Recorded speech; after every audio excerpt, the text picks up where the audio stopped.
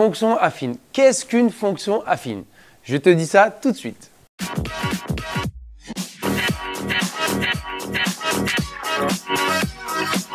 Donc, fonction affine.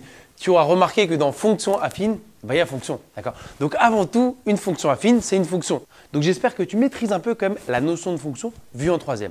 Et une fonction, principalement, on peut la représenter de deux manières. Soit en mode f de x égale, soit à l'aide d'un graphique. Et c'est comme ça que je vais t'amener ce qu'est une fonction affine. Donc, c'est une fonction, image, antécédent, etc., mais qui a certaines spécificités. Donc, c'est une fonction qui, algébriquement, en mode f de x égale, a une certaine tête et graphiquement, avec sa courbe, a aussi une certaine tête. C'est ça en fait la base, ce qu'est une fonction affine. Et ensuite, une fois qu'on sait ce qu'est une fonction affine, on peut faire différents calculs et des choses plus ou moins intéressantes. Donc en mode algébrique avec les calculs, en mode f de x égale, tu es une fonction affine si tu t'écris de la forme f de x égale mx plus p. Ça, je pense que tu le vois dans tous les livres de maths, mais qu'est-ce que ça veut dire en fait? Déjà, en fait, physiquement, si tu ressembles à ça, tu t'appelles fonction affine. Mais ça, qu'est-ce que c'est? Ça, c'est un nombre fois x plus un autre nombre. Donc, si tu peux t'écrire en mode un nombre fois x plus un autre nombre, tu t'appelles fonction affine. Voilà. Et là, juste après, on fera quelques exemples pour voir si, oui ou non, la fonction que je te donne, elle est affine. Ce qui est souvent ton premier exercice. Donc, algébriquement, voilà la définition d'une fonction affine. Il faut ressembler à un truc. Donc, tu vois par exemple que tu n'as pas de x carré, tu n'as pas de x au dénominateur. Donc, tu comprends un peu le principe. Et c'est pareil en fait graphiquement. Tu es une fonction affine si, graphiquement, ta représentation graphique a une certaine tête, a une certaine forme. Parce qu'attention, là, ce que je vais dessiner, ce n'est pas la fonction. La fonction, c'est f de x égale. Ça, c'est sa courbe, sa représentation graphique.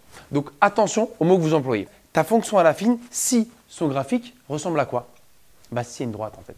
N'importe quelle droite. Si tu es une droite, tu es affine, sauf les verticales. Donc en fait, tu es une fonction affine si ton graphique est une droite, n'importe laquelle. Celle-là, celle-là, celle-là. Bref, toutes les droites au monde, elles sont affines, sauf les verticales. Donc je répète, ta fonction est affine si sa représentation graphique est une droite, pas verticale. Donc c'est parti pour l'exercice d'application. Regarde, consigne unique avec plein de fonctions. Les fonctions suivantes sont-elles affines? Si oui, précisez m et p. Bien sûr, le m et le p de la définition. Parce que pour être affine, ta fonction doit être de la forme mx plus p. Il y a juste un petit point que je n'ai pas précisé, ça arrivera un peu plus loin. Donc, voilà plein de fonctions. Comme d'hab, je t'invite à mettre pause, de le faire et d'écouter la correction. Ça, c'est vraiment typiquement l'exercice que tu vois au début dans ta leçon et au contrôle. Donc, à chaque fois, la question à se poser, c'est est-ce que la fonction qui est à gauche est de la forme comme ça? Est-ce que physiquement, il ressemble à ça? D'accord? Alors, la première, f de x égale 2 moins 3x. Est-ce que physiquement, f de x ressemble à ça? Est-ce que tu es en mode un nombre fois x plus un autre nombre? Donc là où tu as vu la feinte et c'est terminé, ou tu dis mince, ça y ressemble, mais il y a un truc qui me démange, je ne suis pas sûr. Et voilà ce qu'il fallait voir. Parce qu'en fait, 2 moins 3x, tu peux l'écrire autrement. Quand tu as une somme, tu peux inverser l'ordre de tes termes. Donc juste n'oublie pas que 2, c'est plus 2. Donc en fait, ici, ta fonction f de x, au lieu de dire que c'est plus 2 moins 3x, on peut dire que c'est moins 3x plus 2. D'accord? Donc juste attention au moins. Le moins, il n'est pas au milieu. Le moins, c'est le signe du 3x. Attention quand même. Donc moins 3x plus 2. Maintenant, je te pose la question. Si tu es comme ça, est-ce que physiquement, tu ressembles à ça? Eh bien oui, on y est. Parce que je te rappelle, entre moins 3 et x, il y a fois. Donc on est exactement en mode mx plus p. Avec m qui vaut moins 3 et p qui vaut 2. Donc sur une copie, on mettrait f est bien de la forme mx plus p avec m égale moins 3 et p égale 2. Donc f est une fonction affine. Et le seul point à préciser en fait, c'est que le m, il ne doit pas dépendre de x. Tu vois, c'est le point que je n'ai pas dit. Donc le m, en fait, le nombre qui multiplie x ne doit pas dépendre de x. Ça doit être un nombre. Ici, moins 3, on est bon. Alors la b, 2x moins 5, le tout sur 7. Est-ce que physiquement, tu ressembles à ça? Comme d'hab, en fait, la réponse n'est pas oui ou non. La réponse est je ne sais pas encore, je vais transformer. Et là, il y a le sur 7 qui gêne un peu. En fait, pour le voir, il y a besoin d'un petit résultat de collège. Mais juste avant de l'écrire, je vais te dire un truc que je trouve assez vrai en maths. Une des clés en maths, c'est que lorsque tu as une égalité, c'est important d'être capable de l'avoir des deux côtés. Une égalité, c'est vrai comme ça, mais aussi comme ça. J'ai entendu cette phrase qui paraît bête mais puissante en maths qui est tout le monde sait que 2 plus 2 égale 4. Mais moi, je sais que 4 égale 2 plus 2. Ça paraît bête, mais c'est typiquement ce qu'il y a besoin ici. Si je t'écris ça, A sur B plus C sur B, avec bien B différent de 0. A sur B plus C sur B, bah ça tu le vois limite en sixième ou en cinquième, ça fait quoi? Bah, on garde le B, ça fait A sur C. Ça, je pense que, voilà, 30e seconde, on sait le dire, ça fait A plus C le tout sur B. Mais est-ce que si je te dis, voilà, si je t'avais dit ça, A sur C sur B, est-ce que tu aurais été capable de me dire que bah, je décompose ma fraction, ça fait A sur B plus C sur B? Est-ce que tu me l'aurais sorti? Je ne sais pas. Et en fait, là, c'est exactement cette propriété-là qui vient de la règle d'addition. En fait, je peux séparer ma fraction parce que ça vient de l'addition. Regarde, ça fait 2x sur 7 moins 5 sur 7, c'est vrai. Soit tu vois comme bah, le 7, je le donne à tout le monde, soit tu vois comme bah, finalement, c'est l'égalité dans l'autre sens. Tu vois. Ça, on me le sort normalement. Et bah, voilà, ma fraction, tu la sépares en deux. Ça donne ça.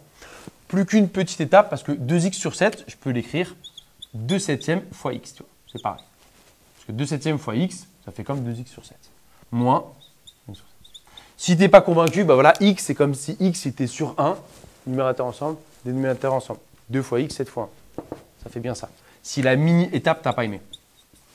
Ok, donc là, est-ce que physiquement, tu ressembles à mx plus p? Bah oui, là c'est écrit, hein, d'accord. M, il vaut quoi?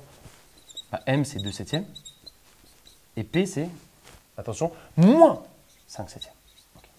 Donc oui, f est bien une fonction affine car elle est de la forme mx plus p avec m égale 2 septièmes et p égale moins 5 septièmes. Et si tu es vraiment une star, tu dis et m ne dépend pas de x. Là, tu es au top.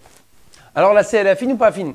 Bon, là, je t'ai suffisamment répété qu'il faut que tu ressembles à ça. Donc, normalement, très rapidement, tu me dis, mince, c'est un x carré, ça sent pas bon, elle n'est pas affine. J'espère que tu me l'as dit. Si tu ne l'as pas dit comme ça, bah, on va reprendre étape par étape et un peu scolairement. D'accord? Parce qu'on n'est pas en mode un nombre fois x plus un autre nombre. On est en mode un nombre fois x carré. Et ce n'est pas ce que je t'ai dit. D'accord? Mais là, il y a des petits malins qui pourraient me mettre ça. Qui pourraient écrire que ça fait, en fait, x carré, je te rappelle, que c'est x fois x. D'accord? Donc, on pourrait dire, ouais, mais là, ça fait 3x fois x. D'accord, x carré, c'est x plus 2. Et là, on pourrait avoir envie de dire que, bah si, c'est bien un nombre fois x plus un autre nombre. On aurait envie de dire ça. Et quelque part, bah, c'est pas faux. 3x fois x plus 2. M fois x plus p. Pourquoi ça ne marche pas? Pourquoi c'est pas affine? Je ne l'ai pas écrit, mais je l'ai assez répété, que m, le nombre qui multiplie x, ne doit pas dépendre de x. Ici, m dépend de x. Donc f n'est pas une fonction affine, car elle n'est pas sous cette forme-là. La D, de loin ma préférée. Pourquoi? Parce qu'elle fait appel au réflexe le plus important en maths, qui est de factoriser. Parce que quand tu vois ça, tu dis mince, x est à deux endroits, donc je ne connais pas trop le m. En plus, il y a la racine carrée, on n'aime pas trop. Donc normalement, tu es un peu décontenancé. Et c'est là où justement, quand tu ne sais pas quoi faire en maths, à partir de la seconde, factorise. Tu vois. Et là, il faut que tu vois qu'il y a 2x, racine de 3x. Tous les deux ont du x. Donc on pourrait factoriser par x. Et qu'est-ce qui me pousse à factoriser par x? Il n'y a aucune formule du cours, mais c'est juste en fait l'expérience, parce que voilà, on fait pas mal d'exercices. On se rend bien compte que quand il y a un petit truc à faire en maths, c'est bien de le faire et voir là où ça nous mène. En fait, on teste une piste. Si elle est bonne, magnifique. Si elle n'est pas bonne, c'est pas grave, mais justement, on écarte cette piste-là et on en teste une autre. Ici, je répète, x et x, et on sent que x, voilà, il faut qu'il soit à un seul endroit. Donc voilà pourquoi, normalement, factoriser par x, c'était un truc à faire. Donc, je factorise par x que dans les deux premiers termes. Le moins 7, il reste. Donc, deux termes, je vais en retrouver 2 avec un petit plus. X fois 2, ça me fait bien 2x. Et x fois ma racine de 3, ça me fera donc racine de 3. Okay. Maintenant, est-ce que tu vois un peu mieux? Est-ce que ça ressemble à ça? Ben oui. Un nombre fois x plus un autre nombre. Je vais me prendre une seconde si vous regardez.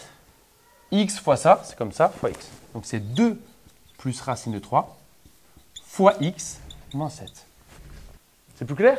M, allez, des petites accolades pour changer. Voilà M. Et voilà P. Donc là, E, affine ou pas? Mais ouais, elle est affine. C'est un petit cas particulier. Parce que, bon, un esprit non averti pourrait dire f de x égale moins 4. Bah non, c'est mort, ça ne ressemble pas à ça. Puis tout à l'heure, il nous saoule avec un nombre fois x plus un autre nombre. Là, il n'y a même pas de x. Mais si, c'est juste que le nombre qui multiplie x, il l'a fait disparaître. Ah, regarde. Et qui peut faire disparaître x? Bah, c'est 0. Tissu de couleur. Voilà.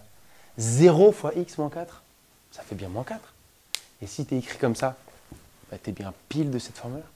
Avec donc m qui vaut 0 et p qui vaut moins 4. Parce qu'en fait, le prof de maths, s'il y a des cas qui ne marchent pas, il doit te le préciser. Ici, je ne t'ai pas dit m et p, je t'ai dit n'importe quoi. Juste, ça ne dépend pas de x. Après, tu les prends comme tu veux. Donc 0, je peux prendre. Parce que si 0, ça ne marchait pas, Ton cours aurait dû te le dire. J'aurais dû te le dire. Donc m égale 0, ça marche, pas de souci. Donc E était bien une fonction affine avec m qui valait 0 et p qui valait -4. Dans cette vidéo, je voulais surtout insister sur la définition d'une fonction affine et comment est-ce qu'on la reconnaît algébriquement à l'aide des calculs. Donc dans d'autres vidéos, on fera graphique et les autres questions inhérentes au chapitre.